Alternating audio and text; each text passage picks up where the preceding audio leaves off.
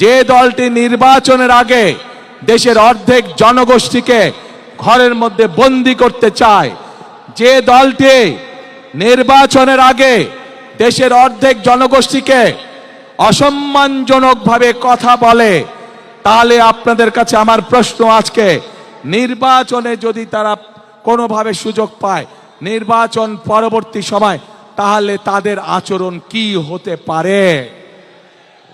কাজেই প্রিয় ভাই বোনেরা, এরা শুধু নিজের স্বার্থের কথা বোঝে, এরা ধর্মকে ব্যবহার করে নিজেদের স্বার্থ রক্ষা করার জন্য।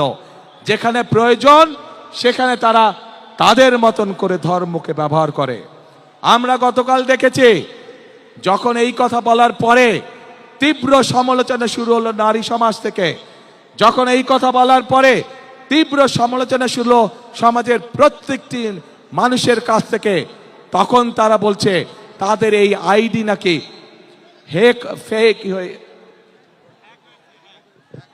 হ্যাক হয়ে গিয়েছিল। প্রিয় ভাই বোনেরা, এই বিষয়ে যারা বিশেষজ্ঞ তারা পরিষ্কারভাবে বিভিন্নভাবে বলেছে যে আইডি এইভাবে হ্যাক হতে পারে না।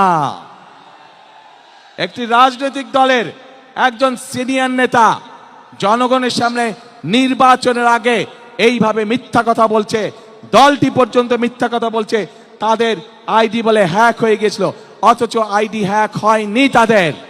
কাজেই এরা নির্বাচনের আগে নিজেদের স্বার্থ সিদ্ধির জন্য মানুষের সামনে মিথ্যা কথা তুলে ধরছে, মিথ্যা কথা তারা বলছে।